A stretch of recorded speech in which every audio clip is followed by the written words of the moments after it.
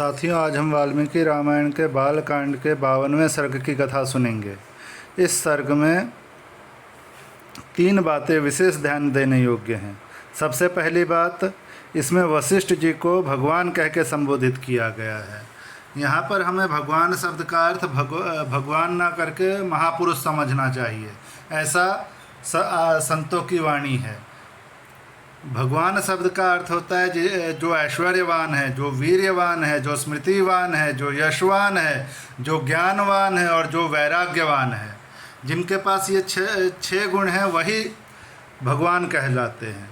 तो उसमें भगवान के सिवा और किसी को हम भगवान नहीं कह सकते हैं। वह यहाँ पर जो भगवान शब्द का उपयोग किया गया है वह केवल महापुरुष संबोधित करने के लिए किया गया है। दूसरी बात इसमें ध्यान देने योग्य है कि पुराने जो हमारे सभी ग्रंथ, इतिहास और पुराण ग्रंथ हैं, उसमें लोगों के बात करने की शैली ऐसी है कि इसमें लगता ऐसा है कि वशिष्ठ जी विश्वामित्र जी से उनका हालचाल पूछ रहे हैं, लेकिन उन्होंने राजा के सभी धर्म गिना दिए कि राजा के क्या क्या धर्म हैं और उनका पालन हो रहा है कि नहीं हो रहा है, वो उन्होंने केवल हालचाल पूछने में जान लिया। और तीसरी बात यह है कि वशिष्ठ जी ने विश्वामित्र जी का स्वागत किया, उनका पाद्यार्घ से स्वागत किया। इसका मतलब ये है कि जब साधुओं के यहाँ भी जब राजा जाते हैं तो राजा का पाद्यार्घ से स्वागत किया जाता है। तो चलिए अब 52वें सर्ग की कथा शुरू करते हैं। श्री सीतारामचंद्राभ्याम नमः। श्रीमद् वाल्मीकि रामायणं बालकांडम 52 सर्गः। महर्षि वशिष्ठ द्वारा विश्वामित्र का सत्कार और कामधेनु को अभिष्ट वस्तुओं की सृष्टि करने का आदेश। जब करने वालों में श्रेष्ठ वशिष्ठ का दर्शन करके महाबली वीर विश्वामित्र बड़े प्रसन्न हुए और विनयपूर्वक उन्होंने उनके चरणों में प्रणाम किया। तब महात्मा वशिष्ठ ने कहा, राजन, तुम्हारा स्वागत है। ऐसा कहकर भगवान वशिष्ठ ने उन्हें बैठने के लिए आसन दिया। जब बुद्धिमान विश्वामित्र आसन पर विराजमान हुए तब मुनिवर वशिष्ठ ने उन्हें विधिपूर्वक फल मूल का उपहार अर्पित किया। वशिष्ठ जिसे वह आतिथ्य सत्कार ग्रहण करके राज शिरोमणि महातेजस्वी विश्वामित्र ने उनके तप, अग्निहोत्र, शिष्य वर्ग और लता वृक्ष आदि का कुशल समाचार पूछा। फिर विश्वामित्र जी ने उन नृपश्रेष्ठ से सबके सकुशल होने की बात बताई। फिर जप करने वालों में श्रेष्ठ ब्रह्म कुमार महातपस्वी वशिष्ठ ने वहाँ सुखपूर्वक बैठे हुए राजा विश्वामित्र से इस प्रकार पूछा, राजन, तुम सकुशल तो हो ना?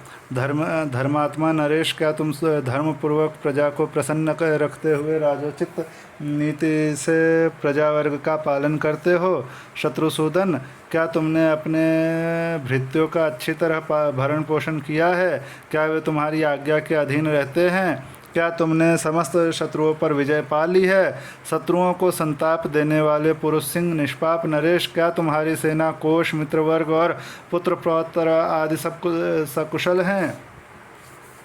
तब महातेजस्वी राजा विश्वामित्र ने विनयशील महर्षि वशिष्ठ का उत्तर दिया, हाँ भगवान, मेरे यहाँ सर्वत्र कुशल है।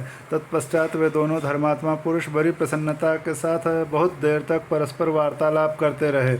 उस समय एक का दूसरे के साथ बड़ा प्रेम हो गया। रघुनंदन, बातचीत करने के पश्चात भगवान वशिष्ठ ने विश्वामित्र से हंसते हुए से इस प्रकार से कहा, महाबली नरेश, तुम्हारा प्रभाव असीम है। मैं तुम्हारा और तुम्हारी सेना का यथायोग्य आतिथ्य सत्कार करना चाहता हूँ। तुम मेरे इस अनुरोध को स्वीकार करो। राजन, तुम अतिथियों में श्रेष्ठ हो, इसलिए यत्नपूर्वक तुम्हारा सत्कार करना मेरा कर्तव्य है। अतः मेरे द्वारा किए गए इस सत्कार को तुम ग्रहण करो। वशिष्ठ जी के ऐसा कहने पर महाबुद्धिमान राजा विश्वामित्र ने कहा, मुन्ने, आपके सत्कार पूर्ण वचनों से ही मेरा पूर्ण सत्कार हो गया। भगवान, आपके आश्रम पर जो विद्यमान है उन फल मूल, पाद्य और आचमनी आदि वस्तुओं से मेरा भली भांति आदर सत्कार हुआ है। सबसे बढ़कर जो आपका दर्शन हुआ, इसी से मेरी पूजा हो गई। महाज्ञानी महर्षि, आप सर्वथा मेरे पूजनीय हैं, तो भी आपने मेरा भली भांति पूजन किया। आपको नमस्कार है। अब मैं यहाँ से जाऊँगा। आप मैत्रीपूर्ण दृष्टि से मेरी ओर देखिए। ऐसा कहते हुए राजा विश्वामित्र से उदार चेता धर्मात्मा वशिष्ठ ने निमंत्रण स्वीकार करने के लिए बारंबार आग्रह किया। ऐसा कहते हुए राजा विश्वामित्र से उदार चेता धर्मात्मा वशिष्ठ ने निमंत्रण स्वीकार करने के लिए बारंबार आग्रह किया। तब गाधी नंदन विश्वामित्र ने उन्हें उत्तर देते हुए कहा, बहुत अच्छा, मुझे आपकी आज्ञा स्वीकार है। मुनिप्रवर, आप मेरे पूज्य हैं। आपकी जैसी रुचि हो, आपको जो प्रिय लगे वही हो। राजा के ऐसा कहने पर जप करने वालों में श्रेष्ठ मुनिवर वशिष्ठ बड़े प्रसन्न हुए। उन्होंने अपनी उस चितकबरी होम धेनु को बुलाया जिसके पाप अथवा मैल धुल गए थे। वह कामधेनु थी। उसे बुलाकर ऋषि ने कहा, शबले, शीघ्र आओ और मेरी यह बात सुनो। मैंने सेना सहित इन राजर्षि का महाराजाओं के योग्य उत्तम भोजन आदि के द्वारा आतिथ्य सत्कार करने का निश्चय किया है। तुम मेरे इस मनोरथ को सफल करो। षड्रस भोजनों में से जिसको जो जो पसंद हो उसके लिए वह सब प्रस्तुत कर दो। दिव्य कामधेनु, आज मेरे कहने से इन अतिथियों के लिए अभिष्ट वस्तुओं की वर्षा करो। शबले, सरस पदार्थ, अन्न पान, लोह लेह और चोष्य से युक्त भांति भांति के अन्नों की ढेरी लगा दो। सभी आवश्यक वस्तुओं की सृष्टि कर दो। शीघ्रता करो, विलंब न होने पावे। इस प्रकार श्री वाल्मीकि निर्मित आर्ष रामायण आदि काव्य के बालकांड में 52वां सर्ग पूरा हुआ।